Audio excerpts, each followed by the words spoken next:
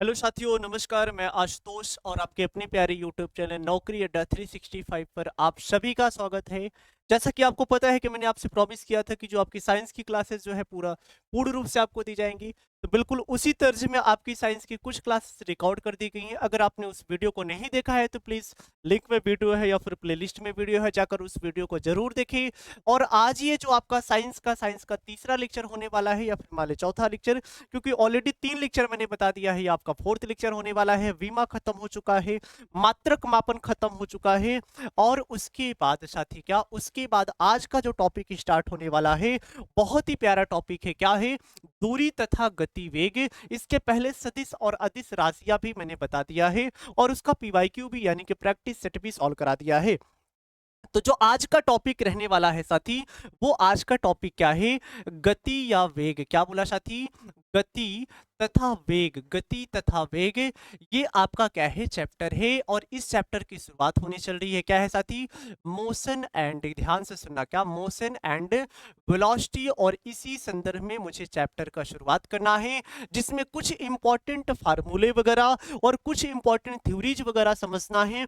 दो वीडियो के बाद दो आपका वीडियो ऐसा होता है जिसमें सिर्फ थ्योरी से रिलेटेड होता है, और दो दो वीडियो के बाद उसका पीवाईक्यू यानी कि उसमें न्यूमेरिकल वाले पोर्शन और जो प्रीवियस ईयर क्वेश्चन पेपर आए हैं वो सारे क्वेश्चन सॉल्व कराए जाते हैं। जैसा कि आपको पता है कि मैं आशुतोष आपको शाम को डेली 8:15 जीएस का प्रैक्टिस सेट भी सॉल्व करा रहा हूं, चाहे आपका सीपीएसआई है, यूपीपीओ हो, या फिर सीएचएसएल, या फिर आपका एसएससी सीजीएल, या फिर रेलवे के अन्य एग्जाम हो, या फिर एनडीए सीडीएस का एग्जाम हो। जिसके लिए भी साइंस की या जीएस की इंपॉर्टेंस है, वो सभी के लिए जीएस की क्लास 8 बजे बिल्कुल जुड़ना उससे ना भूले। बहुत ही इंपॉर्टेंट रहती है क्लास। चलिए विदाउट टाइम वेस्ट के सबसे पहले क्वेश्चन के सबसे पहले टॉपिक स्टार्ट करते हैं। क्या? गति और वेग। और इसमें सबसे जो पहला टॉपिक पढ़ना है, दैट इज द पढ़ना है डिस्टेंस। ध्यान से सुनिएगा। क्या बोला साथी? दूरी। तो अगर मैं आपसे पूछूं कि दूरी क्या है, तो पथ की या तय किए गए पाथ की लंबाई। क्या बोला साथी? तय किए गए पाथ की लंबाई या तय किए गए पथ की लंबाई। तय किए गए पथ की लंबाई ही क्या है साथी? पथ की लंबाई ही क्या होती है? दूरी होती है। तब आपके माइंड में एक ख्याल और आएगा, सर ऐसा कुछ तो विस्थापन भी होता है। ध्यान से सुनिएगा। क्या बोला साथी? ऐसा कुछ तो डिस्प्लेसमेंट भी होता है। इसका मतलब क्या है? तो अगर मैं बात करता हूं साथियों डिस्प्लेसमेंट, तो ये भी, इसका भी मतलब क्या होता है? तय किए गए पथ की लंबाई। क्या बोला? तय किए गए पथ की लंबाई। अब दोनों में अंतर क्या है? तय किए गए पथ की लंबाई। अब मेरे ये नहीं समझ में आया कि लंबाई और सॉरी दूरी और विस्थापन में अंतर क्या है। तो याद करिएगा, दूरी का मतलब होता है तय किए गए पथ की, लंबाई का मतलब है अधिकतम लंबाई बात कर रहा है। क्या बोला? अधिकतम लंबाई की संदर्भ में बात कर रहा है। जबकि इसमें क्या बात करता है? दोनों को अगर मैं पैरेलल समझता हूं तो बहुत आसानी के साथ समझ में आता है। ठीक है, तो मैंने क्या बोला? अगर विस्थापन के संदर्भ में मैं समझता हूं, तो विस्थापन का मतलब होता है न्यूनतम लंबाई। क्या बोला साथी? न्यूनतम लंबाई या न्यूनतम तय किए गए पाथ की लंबाई। तो ध्यान से सुनिएगा, इसका मतलब है अधिकतम लंबाई, इसका मतलब न्यूनतम लंबाई है। और एक बात याद रखिएगा, दूरी का कोई निश्चित डायरेक्शन नहीं होता है, कोई परफेक्ट इसका डायरेक्शन नहीं होता है। So this is the scalar quantity. ये कौन सी राशि होगी साथी? ये अदिश राशि है। बोलो कौन सी राशि? ये अदिश राशि है। लेकिन जब विस्थापन की बात करते हैं तो इसमें एक प्रॉपर डायरेक्शन होता है, साथ में मैग्नीट्यूड तो होता भी है। तो विस्थापन कौन सी राशि हो जाती है? सदिश राशि हो जाती है। क्या बोला साथी? सदिश राशि हो जाती है। जबकि मैं बात करता हूं दूरी या विस्थापन, दोनों का जो मात्रक होता है, मात्रक दोनों का क्या होता है साथी? तो दोनों का मात्रक क्या होता है? मीटर होता है। दोनों का मात्रक क्या होता है साथी? मीटर होता है। इसका भी मात्रक यही हो, और सेम पोजीशन पर विस्थापन का भी मात्रक क्या होता है? मीटर होता है। बताओ बात समझ में आए? दूरी का मतलब है तय किए गए अधिकतम पथ की लंबाई, विस्थापन का मतलब है तय किए गए न्यूनतम पथ की लंबाई। मुझे आशा है समझ में आया होगा। तो चलो दूरी और किसके बीच, विस्थापन के बीच एक संबंध देखते हैं। तो याद रखिएगा, एक इंपॉर्टेंट फैक्ट आपको बताने चल रहा हूं कि जो दूरी होगा ना, ये हमेशा अधिकतम होगा अथवा बराबर होगा किसके? विस्थापन के। क्या बोला साथी?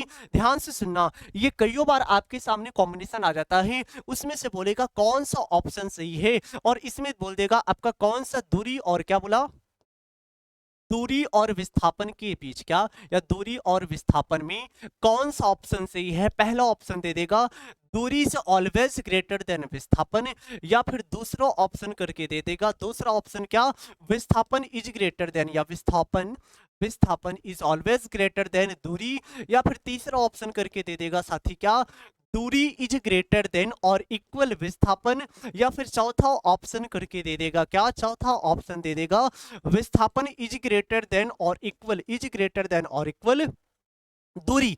अब इसमें से आपको करेक्ट आंसर बताना है। तो इन दिस सिचुएशन मैंने क्या बोला, इसके बीच का एक संबंध पढ़ते हैं, ध्यान करिएगा। दूरी अधिकतम हो सकता है अथवा बराबर हो सकता है किसके, विस्थापन की, लेकिन विस्थापन का मान कभी भी, विस्थापन का मान कभी भी दूरी से ज्यादा नहीं हो सकता। अरे इस बात को समझाओगे कैसे, ध्यान से सुनना।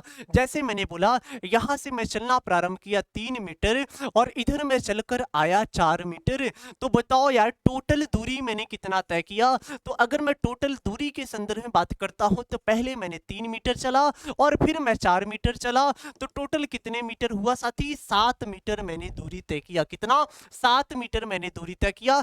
लेकिन अगर मैं बात करता हूं, यदि मैं बात करता हूं कि मेरा विस्थापन कितना हुआ, तो ध्यान से सुनिएगा, विस्थापन का मतलब होता है शॉर्टकट रास्ता। फिर से सुनना, क्या साथी बोला, विस्थापन का मतलब होता है शॉर्टकट रास्ता, यानी कि जहां से आपने क्या किया था, स्टार्ट किया था और जहां पर इसका एंड हुआ, इनके बीच की दूरी, तो ये आपका विस्थापन है। तो आपको पता है कि विस्थापन निकालने का फार्मूला यहां पर कण पर स्क्वायर बराबर लंब पर स्क्वायर प्लस आधार पर स्क्वायर, यानी कि यहां पर क्या 3 का स्क्वायर और प्लस 4 का स्क्वायर करके जोड़ेंगे, तो यहां से साथी 25 आएगा और बाहर कौन आएगा, 5। तो बताओ कितना मीटर आया, 5 मीटर आया। तो बताओ साथी जल्दी से, जो विस्थापन का मान आया वो कितना आया, आपका 5 आया, जबकि दूरी कितना आया, 7 मीटर आया। यानी कि दूरी ज्यादा है, विस्थापन कम है। चलो इसका दूसरा एग्जांपल सेट करते हैं। जैसे जैसे मान लीजिए एक चिंटू था, क्या बोला साथी, एक चिंटू है और ये चिंटू यहां से चलना प्रारंभ करता है यहां तक, फिर यहीं से चलना प्रारंभ करता है यहां तक, और सेम डिस्टेंस, सेम मतलब एकदम स्ट्रेट लाइन मोशन करता है। जब यहां से यहां चलता है 3 मीटर, जब यहां से यहां चलता है, वैसे ज्यादा होना चाहिए, कम कर दिया, कोई बात नहीं, ये आपका 2 मीटर। तो बताओ टोटल दूरी कितना हुआ साथी, तो दूरी हुआ कितना, 3 और प्लस 2 कितना, 5 मीटर। अच्छा बताओ विस्थापन कितना हुआ, तो विस्थापन भी कितना है साथी, विस्थापन भी ध्यान से सुनना, विस्थापन भी 2 प्लस 3 यानी कितना आया, 5 मीटर आया। बताओ समझ में आया क्या, कोई भी सिचुएशन पर, या इस वाली सिचुएशन पर, क्या बताओ दूरी का मान अधिकतम आ गया, क्या विस्थापन का मान अधिकतम आ सकता है, नहीं, क्योंकि इस सिचुएशन पर ध्यान से सुनना, इस पर क्या है आपका, इस पर मैं लिख सकता हूं दोनों स्टेटमेंट, ध्यान से सुनिएगा। इस पर मैं लिख सकता हूं क्या, दूरी इज ग्रेटर, दूरी दूरी किसके बराबर है, विस्थापन के बराबर है, यानी कि दूरी इज इक्वल टू विस्थापन। और इस सिचुएशन पर मैं क्या लिखूंगा साथी, दूरी इज ग्रेटर देन विस्थापन, यानी कि क्या है, दूरी बड़ा हो सकता है विस्थापन से या फिर बराबर हो सकता है, लेकिन ऐसा कभी नहीं होगा कि दूरी का मान कम आ जाए और विस्थापन अधिक हो जाए। मैंने आपके सामने एग्जांपल सेट करके बता दिया, ये आपका पहला, दूसरा, कैसे विस्थापन आपका क्या होता है, दोनों कंडीशन पर या तो उसके बराबर हो सकता है दूरी के, या तो फिर उससे कम होगा, कभी भी इसका मान अधिक नहीं हो सकता है। बताओ बात समझ में आई कि नहीं आई। तो चले अगले की ओर, तो ध्यान से सुनिएगा। अब यहां से अगर मैं लिखना चाहूं तो मैं क्या लिखूंगा, दूरी और विस्थापन अगर इधर आएगा तो बताओ क्या हो जाएगा, दूरी विस्थापन, यानी कि दूरी अपान में विस्थापन इज ग्रेटर देन और इक्वल किसके बराबर, 1 के बराबर, क्योंकि इधर खिसका के लाया तो 1 बचा। और ये बहुत ही प्यारा क्या फैक्ट आपके सामने आ गया, और कईयों बार साथी ये आपसे एग्जाम में क्या करता है, ये आपका संबंध पूछ लेता है। तो बताओ कौन सा आपका सही है, दूरी इज ग्रेटर देन और इक्वल विस्थापन, या दूरी अपान विस्थापन, यानी कि दूरी और विस्थापन का अनुपात हमेशा 1 के बराबर होगा अथवा 1 से बड़ा होगा। बताओ बात समझ में आया कि नहीं आया। चलो अगले क्वेश्चन की तरफ या अगले टॉपिक की ओर बढ़ते हैं, ध्यान से सुनते रहिएगा, बिल्कुल भी स्किप मत करिएगा, क्योंकि 1 भी परसेंट स्किप किया ना तो फिर गए काम से। अगर मेरे सामने कोई सर्कल है, भाई क्या बोला, मेरे सामने क्या है, कोई सर्कल इस तरीके से बना है। अब मैंने बोला, ध्यान से सुनिएगा, अब मैंने बोला कि इसमें एक सेंटर पॉइंट है, एक बंदा था यहां से चलना प्रारंभ करता है, ध्यान से सुनिएगा, यहां से चलना प्रारंभ करता है और उसके बाद चलते चलते ध्यान से सुनिएगा, यहाँ पर पहुंचता है तो मैंने क्या बोला, ध्यान से सुनिएगा, चलते चलते यहाँ से पहुंचता है, यहाँ से चलना प्रारंभ करता है और यहाँ पर पहुंचता है। तब आपको क्या बताना है, इसमें दूरी और विस्थापन बताना है। तो भैया दूरी का मतलब क्या है, जैसे जैसे चला है, और विस्थापन का मतलब क्या है भाई, पहला यानी कि प्रारंभिक और अंतिम, क्या बोला, प्रारंभिक और अंतिम बिंदु। तो दूरी क्या होगा, आपको पता है कि टोटल जो परिधि होती है, परिधि क्या होती है, यानी कि परिधि का आधा है, क्या बोला, परिधि का क्या है, आधा है, यानी कि परिधि है 2 पाई आर, और 2 से डिवाइड कर देंगे तो बताओ बचेगा क्या, पाई आर दूरी तय किया।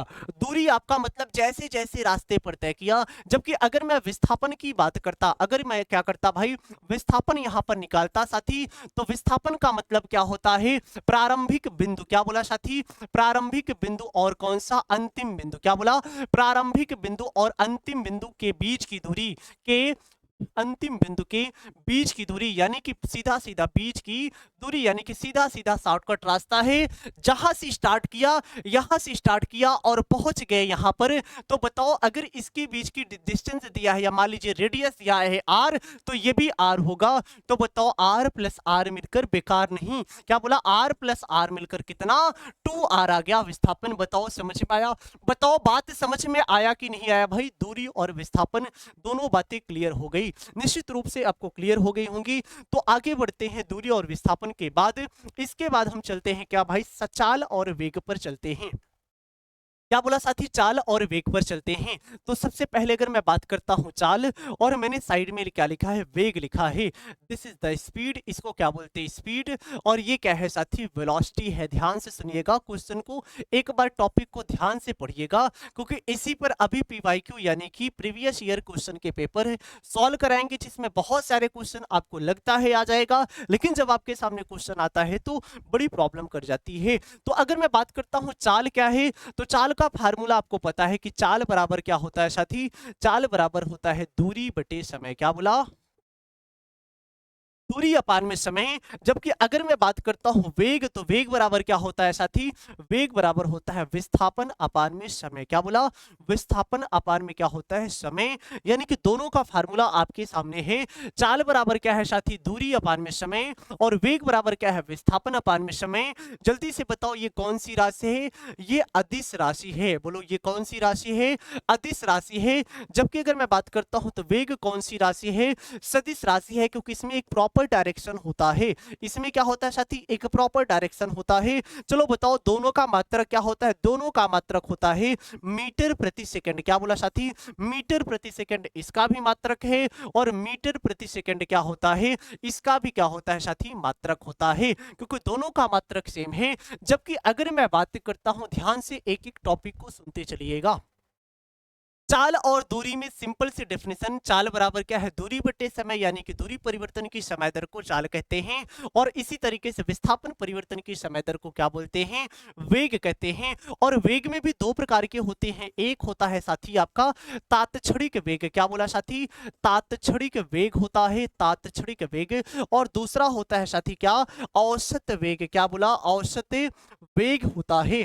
बताओ समझ में आया, एक आपका क्या होता है साथी, तात्क्षणिक वेग होता है, और दूसरा होता है आपका क्या, औसत वेग होता है। और तात्क्षणिक वेग है तो इसका मतलब क्या है, कई बार आपसे ये पूछ लेता है तात्क्षणिक का मतलब क्या है। तो अगर मैं इसको तोड़ूं तो क्या है, तत् धन क्षणिक, क्या बोला साथी, तत् धन क्षणिक। तत् का मतलब होता है उस, तत् का मतलब है उस, क्षणिक का मतलब क्षण, यानी कि उस क्षण वेग। और इस कंडीशन पर अगर मैं यहां लिखना चाहूं तो मैं v इक्वल क्या लिखता हूं, ds अपान में क्या लिखता हूं साथी, dt लिखता हूं, क्या बोला साथी, v इक्वल ds अपान में dt लिखता हूं। अब इसका मतलब क्या है, इसका मतलब है कि ds का मतलब विस्थापन है और dt का मतलब समय परिवर्तन है, और इसी को क्या बोलते हैं, अवकल समीकरण रूप, या क्या बोला, अवकल रूप बोलते हैं। क्या बोला साथी, अवकल रूप बोलते हैं। जबकि इसके संदर्भ में बात करता हूं तो क्या हो जाएगा, डेल्टा एस अपान में क्या हो जाएगा, डेल्टा टी हो जाएगा। ये इसका क्या हो जाता है, एवरेज वेलोसिटी हो जाता है। तो ये कौन सा है, डी बाई डी टी करके लिख देते हैं तो आपका तात्क्षणिक बन जाता है, और इस तरीके से लिखते हैं तो क्या होता है, औसत वेग बनता है। और यहां से अगर लिमिट भी लगाना है तो लिमिट भी लगा सकते हो आप बाद में, ठीक है भाई। चलिए बताओ अगले क्वेश्चन या अगले टॉपिक की ओर बढ़ते हैं। तो बताइए स्पीड और वेलोसिटी दोनों में अंतर समझ में आया? दोनों में अंतर भरपूर समझ में आया होगा। चलो अब इसके बीच के अंतर को समझते हैं। जैसे आपने दूरी और विस्थापन पढ़ा था, क्या पढ़ा था? दूरी इज ग्रेटर देन, ध्यान से सुनिएगा, बहुत इंपॉर्टेंट फैक्ट फिर से बताने चल रहा हूं, ठीक है साथी? क्या है भाई? दूरी इज ग्रेटर देन, क्या है भाई? दूरी इज ग्रेटर देन विस्थापन है, क्या है? विस्थापन है। अब ध्यान से सुनिएगा, दोनों में समय से डिवाइड कर दो, दोनों में किससे डिवाइड कर दो? समय से डिवाइड कर दो, तो क्या हो जाएगा? दूरी अपान समय हो जाएगा। और इधर इज ग्रेटर देन और इक्वल क्या हो जाएगा? विस्थापन और अपान में क्या हो जाएगा साथी? समय हो जाएगा। ध्यान से सुनिएगा, क्या बोला? दूरी अपान में समय, बिल्कुल उसी तरीके से विस्थापन अपान में समय। और जल्दी से याद करके बताओ यार कि ये जो दूरी अपान समय है इसी को क्या बोलते हैं? चाल बोलते हैं। और जो विस्थापन अपान समय है इसको क्या बोलते हैं साथी? वेग बोलते हैं। यानी कि एक आपके सामने फैक्ट आया, क्या? चाल इज ग्रेटर देन और इक्वल वेग। यानी कि यहां से अगर मैं पुनः लिखूं तो क्या लिख सकता हूं साथी? चाल और अपान में वेग इज ग्रेटर देन और इक्वल किसके? एक के बराबर है। और ये बहुत बढ़िया आपके सामने एक फिर से फैक्ट आ गया, क्या? यानी चाल और वेग का अनुपात, जैसे आपने दूरी और विस्थापन का अनुपात पढ़ा था, बिल्कुल उसी संदर्भ में क्या पढ़ना है? चाल और वेग का अनुपात ऑलवेज ग्रेटर देन और इक्वल एक के बराबर होता है। यानी कि इसका मान, चाल का मान हमेशा ज्यादा होगा वेग से, या फिर उसके बराबर होगा, कभी भी इसका मान कम नहीं हो सकता है। बताओ बात समझ में आया कि नहीं आया? बोलो पूर्ण रूप से क्लियर हुआ? और जब क्लियर हुआ तो अगले क्वेश्चन, अगले टॉपिक की ओर बढ़ते हैं। बताओ आगे चले तो इतना निश्चित रूप से समझ में आया होगा, जैसे मैंने दूरी और विस्थापन बताया उसी की तरह बिल्कुल आपका चाल और वेग भी बताया है। चलिए इससे रिलेटेड कुछ ग्राफ पढ़ते हैं। क्या बोला साथी? इससे रिलेटेड कुछ ग्राफ का स्टडी करते हैं। और ग्राफ जैसा कि पता है कि कईयों बार आपके एग्जाम में क्वेश्चन ग्राफ से ही पूछ लेता है और बड़ा कंफ्यूजन होता है, ग्राफ आपको समझ में नहीं आता है। ध्यान से क्वेश्चन को ग्राफिकल मेथड से थोड़ा सा समझते हैं। चलिए ध्यान से देखिएगा, कई सारे ग्राफ में यहाँ पर डायग्राम बनाने चल रहा हूँ। और ध्यान से देखिएगा, क्या है भाई? जैसे मैंने बना दिया यहाँ पर ये ग्राफ, ध्यान से सुनिएगा, नीचे समय, समय हमेशा एक्स अक्ष पर होता है और समय को टी से रिप्रेजेंट करते हैं। और ये मेरा क्या है? विस्थापन है। क्या है साथी? ये मेरा विस्थापन है। यानी कि ये आपका क्या है? यस है। और इस तरीके से अगर कहीं पर है, ध्यान से सुनिएगा, क्या है बोला? इस तरीके से अगर कहीं पर है तो अब बताइए इसका मतलब क्या है? अगर इस तरीके से कोई वस्तु गति कर रही है तो इसका मतलब क्या है? ऑप्शन में दे देता है कि बताइए इसमें वेग बढ़ रहा है या फिर वेग घट रहा है। क्या बोला? वेग बढ़ रहा है या फिर वेग घट रहा है, या असमान रूप से परिवर्तन हो रहा है, या वेग समान रहता है, या फिर विरामावस्था में रहता है। तो ध्यान से पढ़िएगा, ध्यान से एक एक चीज को। यहां पर देखो इसकी वैल्यू कुछ और थी। क्या बोला? यहां पर अगर ये कुछ रहा होगा तो इसकी वैल्यू यहां पर थी, फिर यहां पर थी, तो ये यहां विस्थापन था। और ये यहां समय कुछ बढ़ा था, मान लीजिए 1 2 3, तो यहां पर विस्थापन 1 मीटर 2 मीटर, अचानक यहां पर कितना मीटर? 4 मीटर चला गया। तो बताओ समय के बढ़ने के साथ साथ समय के बढ़ने के साथ साथ विस्थापन बढ़ रहा है कि नहीं बढ़ रहा है?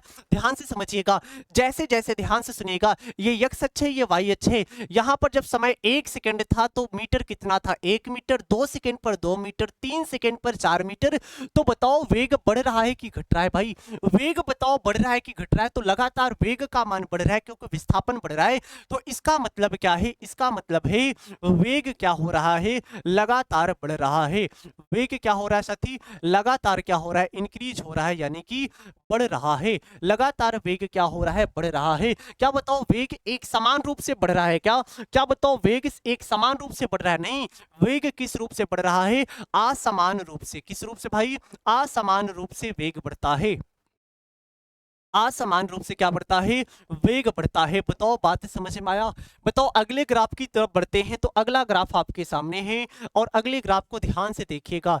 ये आपके सामने दूसरा ग्राफ बना और साथी ये क्या है? समय है। और ये क्या है साथी? विस्थापन है। और ध्यान से देखिएगा, अगर मैं इस ग्राफ को ऐसे बना देता, ध्यान से देखिएगा, अगर मैं इस ग्राफ को ऐसे बना देता तो अब आपको बताना है, अब आपको बताना है क्या भाई? 1 मिनट, अरे यार पूरा गलत हो गया क्या? हाँ, चलिए अब ध्यान से देखिएगा। अगर इस तरीके से मैंने बना दिया तो अब आपको बताना है भाई इसका मतलब क्या है। इसका मतलब वेग बढ़ रहा है या फिर घट रहा है या फिर वेग एक समान है रूप से बढ़ रहा है।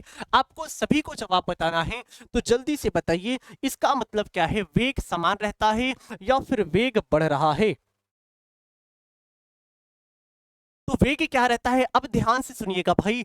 एक सेकंड पर चलो इसको भी चेक कर लेते हैं। क्या बोला, यहां पर ध्यान से सुनना, क्या बोला, यहां पर एक सेकंड है तो बताओ मीटर कितना था, 1 मीटर। यहां पर 2 सेकंड रहा होगा तो कितना मीटर, 2 मीटर। यहां पर 3 सेकंड रहा होगा तो बोलो कितना मीटर, 3 मीटर। तो बताओ वेग तो बढ़ रहा है, लेकिन वेग कैसे बढ़ रहा है, तो एक समान रूप से। क्या बोला, एक समान रूप से बढ़ता है। क्या बोला साथी, एक समान रूप से बढ़ता है।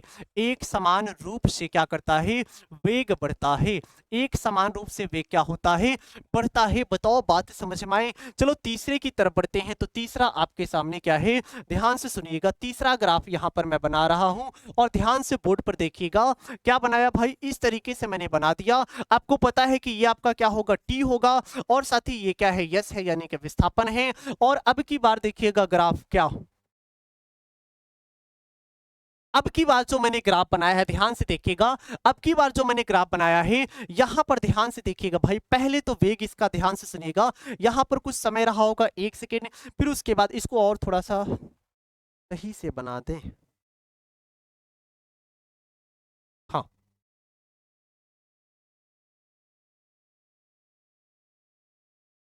अब बताओ यहां से ये नीचे की ओर जाना चाहता है, तो बताओ वेग बढ़ रहा है कि घट रहा है। बताओ वेग बढ़ रहा है कि घट रहा है। इस कंडीशन पर अगर मैं चलता हूं तो यहां कंडीशन पर क्या हो रहा है, इसका वेग क्या हो रहा है, घट रहा है। क्या बोला साथी, यहां पर वेग क्या हो रहा है, वेग इसका क्या हो रहा है साथी, घट रहा है।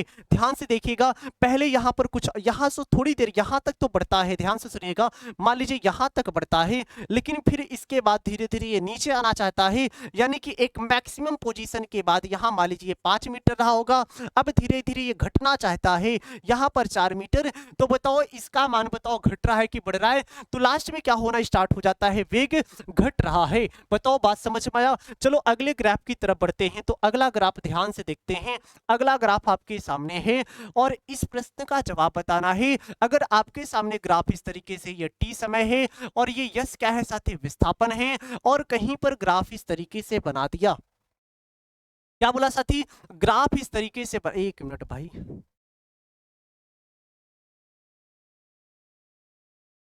ग्राफ इस तरीके से बना दिया, तो इसका मतलब क्या है, तो इसका मतलब साथी क्या है। अब ध्यान से एक बार क्वेश्चन को, ध्यान से एक बार ग्राफ को देखते हैं। बताओ 1 सेकेंड पर, क्या बोला, 1 सेकेंड पर ये मान लीजिए 5 मीटर था, 2 सेकेंड पर भी कितना है, विस्थापन 5 मीटर है, 3 सेकेंड पर भी 5 मीटर है, और 4 सेकेंड पर भी 5 मीटर है। जैसे कि मैं खड़ा हो गया हूं, समय चल रहा है, लेकिन विस्थापन में कोई परिवर्तन नहीं हो रहा है। इसका मतलब ये क्या है, विरामावस्था को प्रदर्शित करता है। किसको साथी, विरामावस्था को प्रदर्शित करता है। क्या बोला, विरामावस्था को प्रदर्शित करता है। चलिए नेक्स्ट ग्राफ की ओर बढ़ते हैं। नेक्स्ट ग्राफ आपके सामने स्क्रीन पर है। क्या है भाई, ये मान लीजिए समय है, और ये यस क्या है आपका, यस आपका क्या है साथी, विस्थापन है। अब अगर ग्राफ इस तरीके से आ गया, क्या बोला, ग्राफ इस तरीके से आ गया, तब बताइए इसका क्या होगा। अगर ग्राफ इस तरीके से दिया है, इसका मतलब है, ध्यान से सुनिएगा साथी, इसका मतलब समझते हैं। इसका मतलब ये कि मान लीजिए यहां पर 10 सेकंड पर, क्या बोला, 10 सेकंड पर यहां पर इसका विस्थापन था 1 मीटर, फिर विस्थापन बढ़ के जाता है 2 मीटर, फिर विस्थापन बढ़ के जाता है 3 मीटर, लेकिन इसका समय अभी रुका है। क्या कभी ऐसा पॉसिबल है कि समय रुक जाए, क्या कभी ऐसा पॉसिबल है कि समय रुक जाए, तो कभी पॉसिबल नहीं है। यानी कि ये कौन सा ग्राफ है, ये असंभव प्रकृति का ग्राफ है। ये बात तो बिल्कुल असंभव है, समय कभी रुक नहीं सकता, समय हमेशा बढ़ता रहेगा। आप रुक जाओ, आपका कोई काम रुक जाए, लेकिन समय रुकने वाला नहीं है। बताओ बात समझ में आया कि नहीं आया।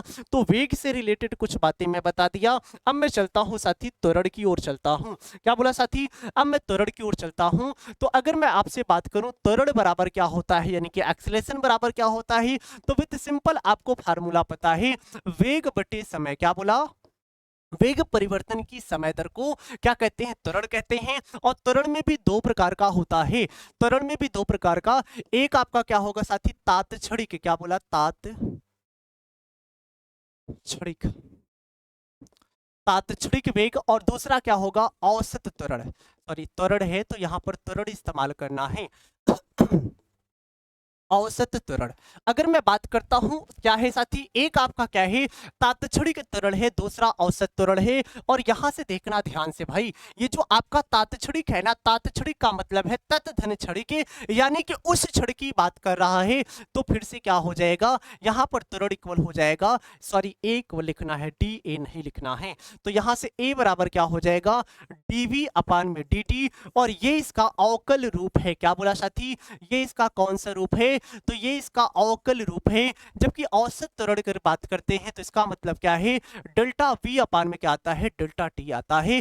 बस दोनों में अंतर सिर्फ इस बात का है और बाकी बिल्कुल भी अंतर नहीं है। तो तात्क्षणिक का मतलब है उस क्षण, जैसे मैं यहां से दौड़ते वहां तक गया, जब मैं तीसरी बेंच के पास पहुंचा था, तो तीसरी बेंच का मतलब क्या है, उस कंडीशन की बात करते हैं, यहां से वहां तक का है तो औसत है। जब तीसरी यानी कि एक पार्टिकुलर प्लेस की बात करते हैं उस क्षण, तो उसी को बोलते हैं तात्क्षणिक। बताओ समझ में आया। अगर त्वरण के बारे में मैं और कुछ बात करता हूं साथी, इसका मात्रक क्या होता है, तो मात्रक आपको पता है क्या है, मीटर प्रति सेकंड स्क्वायर है। अगर इसकी विमा निकालते हैं साथी तो क्या हो जाएगा, LT-2 हो जाएगा। क्या हो जाएगा साथी, LT-2 इसकी विमा हो जाती है। बताओ बात समझ में आया कि नहीं आया। चलिए अगले की तरफ। तो बताओ, जैसे आपने अभी वेग में ग्राफ पढ़ा, बिल्कुल इसी तरीके से तो त्वरण में भी हो सकता है। बताओ भाई, बिल्कुल इसी तरीके से त्वरण में भी तो हो सकता है। चलो इसका भी ग्राफ ध्यान से पढ़ लेते हैं। जैसे आपने वेग में पढ़ा था, बिल्कुल इसी तरीके से इसका भी कुछ ग्राफ बनने वाला है। ये पहला हो गया, और ये इसका दूसरा हो गया, और ये इसका तीसरा हो गया। चलो यहां पर ये इसका चौथा हो गया, यहां पर ये इसका पांचवा हो गया। अब ध्यान से देखिएगा भैया, यहां पर मैंने कई सारे ग्राफ एक साथ बना दिए हैं। और अगर आपका ये ध्यान से सुनिएगा, ये क्या है आपको पता है साथी, ये समय होता है। ये आपका क्या है साथी, ये आपका वेग है। ये आपका क्या है, समय है। ये आपका v है, ये आपका समय है, और ये आपका क्या है साथी, v है। फिर से बोलो, ये क्या है, ये समय है, और ये क्या है साथी, v है। ये समय है और ये क्या है, v है। एक साथ मैंने ग्राफ बनाया है, और ध्यान से इस बात को समझना है, देखना है, और कहीं नहीं समझ में आया है तो कमेंट में बताना है। अब अगर इस तरीके से दिया है और इसमें इस तरीके से बना दिया, तो अब बताओ इसका मतलब क्या है, त्वरण का मान घट रहा है कि बढ़ रहा है। तो एक बार चेक करना फिर से, ये लिखा नहीं जाता भाई। मान लीजिए इस समय कुछ यहां पर रहा होगा, क्या समय कुछ चल रहा होगा, मान लीजिए 2 सेकंड था, तो 2 सेकंड पर वेग कुछ और था, 4 सेकंड पर वेग और बढ़ जाता है। तो बताओ यहां पर त्वरण का मान बढ़ रहा है कि घट रहा है, तो साथी क्या हो रहा है, त्वरण यहां पर बढ़ रहा है। चलो अगले ग्राफ की ओर चलते हैं। तो अगले ग्राफ का जवाब बताना है आपको।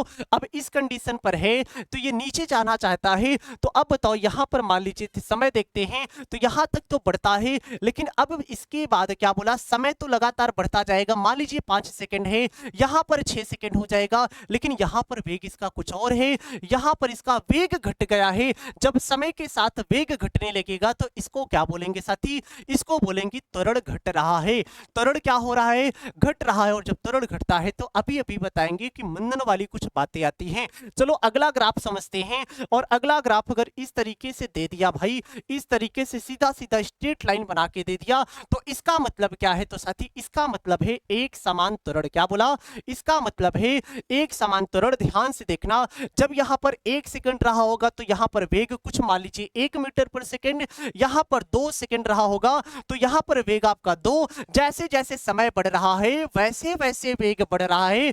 इसको क्या बोलते हैं, एक समान त्वरण बोलते हैं। क्या बोला साथी, इसको एक समान त्वरण कहते हैं। चलो अगले ग्राफ की तरफ बढ़ते हैं, और अगला ग्राफ इस तरीके से बनाते हैं जैसे उसमें बनाया था। अगर इस तरीके से ग्राफ बना है तो इसका पहले ध्यान से मतलब समझते हैं, क्योंकि इसी क्वेश्चन को ज्यादातर आप गलत करते हो। मान लीजिए यहां पर 5 मीटर पर सेकंड है वेग, यहां पर समय कितना रहता है, 1 सेकंड रहता है। फिर 2 सेकंड पर भी वेग अभी वही है, 3 सेकंड पर भी वेग वही है, यानी कि 1 2 3, यानी कि वेग का मान नहीं बदल रहा है। क्या बोला साथी, वेग का मान आपका नहीं बदल रहा है। तो इसको क्या बोलते हैं, तो साथी इसको बोलते हैं क्या, एक समान वेग। क्या बोलते हैं साथी, इसको एक समान वेग यानी कि वेग का मान नहीं बदल रहा है। कईयों बार आप इसे एक समान त्वरण बोलते हो, यही गलत करते हो। क्या है साथी? एक समान वेग है। और चौथा आपका अगला पांचवा ग्राफ आता है, और पांचवा ग्राफ ध्यान से देखिएगा, जैसे मैंने अभी इसके पहले बनाया था। क्या कभी ऐसा पॉसिबल है कि समय रुक जाए? बोलो 10 सेकंड मान लीजिए ये है, तो बताओ वेग इसका अभी भी 1 मीटर पर सेकंड है, यहां पर 2 मीटर पर सेकंड वेग लगातार बढ़ रहा है, लेकिन समय रुका है, कभी पॉसिबल नहीं है। यानी कि ये क्या है साथी? ये आपका क्या है? असंभव है। क्या बोला साथी?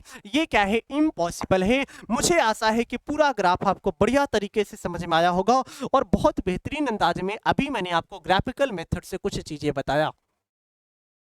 तो अगले क्वेश्चन की तरह, अगले टॉपिक की तरफ बढ़ते हैं। तो कुछ साथी इसके बाद आते हैं क्या? गति के समीकरण। क्या बोला? कुछ गति के समीकरण आते हैं, और गति के समीकरण को ध्यान से पढ़िएगा, और ये आपके इक्वेशन में बहुत ज्यादा यूज किए जाएंगे। अगर मैं बात करता हूं इक्वेशन मोशन की, यानी कि क्या गति के समीकरण, तो आपको पता है जो इसका प्रथम गति समीकरण है, प्रथम, और यहां पर क्या लिखा साथी? द्वितीय गति समीकरण, और यहां पर क्या लिखा आपका? तृतीय गति समीकरण। तो पहला गति समीकरण सबको पता है, क्या है बताओ? जल्दी से बताओ क्या है भाई? v इक्वल है u प्लस ए टी, और दूसरा क्या है? Yes equal U T plus half A T square, और तीसरा क्या है साथी? v square equal you square plus 2as। अब इसकी कंडीशन में थोड़ा सा इसकी परिवर्तन, यानी इसकी स्थिति में थोड़ा सा परिवर्तन होगा। कब परिवर्तन होगा? अब ध्यान से सुनिएगा। ये तो आपने सिंपल बता दिया, क्या ग्राफ, सॉरी इसका सिंपल आपने इक्वेशन बता दिया, लेकिन जब किसी बॉल को ऊपर की ओर फेंकते हैं तो पृथ्वी से ऊपर जा रहा है, यानी कि इसके अपोजिट डायरेक्शन में चल रहा है, यानी कि यहां पर गुरुत्वीय त्वरण कार्य करता है, लेकिन अपोजिट डायरेक्शन में। जब किसी वस्तु को, क्या बोला? जब किसी वस्तु को ऊपर फेंकते हैं, नीचे से कहां फेंकते हैं? नीचे से ऊपर की ओर फेंकते हैं, नीचे से ऊपर की ओर फेंकते हैं। जब नीचे से ऊपर की ओर फेंकते हैं तो यहां पर इक्वेशन चेंज हो जाता है। तो यहां से साथी ध्यान से सुनिएगा, जो ए कार्य करता है वो माइनस जी के रूप में कार्य करेगा, क्योंकि नीचे से ऊपर फेंकने का मतलब ये है आप ऊपर फेंक रहे हो और गुरुत्वीय त्वरण के आप विपरीत डायरेक्शन में काम कर रहे हो। तो यहां फार्मूला क्या बन जाता है? v इक्वल यू माइनस क्या हो जाएगा? gt हो जाएगा। और यहां पर जो फार्मूला बनेगा साथी, यहां पर अब दूरी नहीं बचा, h बचा। क्या बचा? h, क्योंकि ऊंचाई पर जा रहा है, तो h बराबर क्या हो जाएगा? ut, और माइनस में हाफ ए टी, सॉरी ए नहीं बल्कि gt स्क्वायर, क्योंकि गुरुत्वीय त्वरण कार्य करता है। और जो तीसरा इक्वेशन आएगा क्या? v square equal you square, और प्लस में, सॉरी माइनस होगा, क्यों? क्योंकि भैया आपका जो है g a की जगह माइनस जी है, तो क्या हो जाएगा? माइनस में 2a, और क्या हो जाएगा? g 2gh हो जाएगा। बताओ समझ में आया? ये तब की बातें हैं जब आप कहा नीचे से ऊपर की ओर फेंक रहे हैं। अब इसको मैं परिवर्तन करता हूं। अब मैंने क्या बोला? वस्तु कहां से कहां आ रही? वस्तु ऊपर से नीचे की ओर आ रही है। क्या बोला साथी? ऊपर से नीचे की ओर अगर वस्तु आती है तो इसका इक्वेशन क्या हो जाएगा? तो जो a है वो किस में चेंज हो जाएगा? प्लस g में चेंज हो जाएगा। a किस में? प्लस g में। तो बताओ, देखो ध्यान से, ऊपर से बॉल नीचे आ रही है। जब ऊपर से बॉल नीचे आएगी तो बताओ गुरुत्वीय त्वरण के विपरीत डायरेक्शन में ना जाकर गुरुत्वीय त्वरण की ओर बढ़ती है तो पॉजिटिव हो जाता है, और यहां से क्या हो जाएगा? v equal you plus gt हो जाएगा। और दूसरा साथी फार्मूला है ऊंचाई से है, तो बताओ क्या हो जाएगा? h इक्वल, क्या बोला? h equal U T plus half G T square हो जाएगा। और जो तीसरा इक्वेशन आएगा v square equal you square plus 2gh हो जाएगा। ये आपके सामने तृतीय समीकरण, प्रथम द्वितीय तृतीय समीकरण मैंने पूरा बेहतरीन तरीके से आपको बता दिया। और आज की क्लास यही तक होगी, यानी कि आज दूरी, चाल, वेग, त्वरण और साथ में गति के समीकरण सीखा। एक क्लास मैं और लूंगा जो गति से रिलेटेड होगा, और उसके बाद साथी, उसके बाद आपका पीवाईक्यू कराया जाएगा। तो चलिए आज की क्लास यहीं पर ओवर करेंगे। क्लास को अगर नहीं देखा है तो इसके पहले वाली क्लास को जरूर देख लीजिएगा, बहुत ही ज्यादा इंपॉर्टेंट रहने वाला है। सदिश भी मैंने आपको बता दिया, मात्रक विमा भी बता दिया। आज की क्लास में मुझे दीजिएगा इजाजत, अपना ध्यान रखिएगा और पढ़ाई को कंटिन्यू रखिएगा। Okay, all the best, have a nice night और थैंक यू सो मच।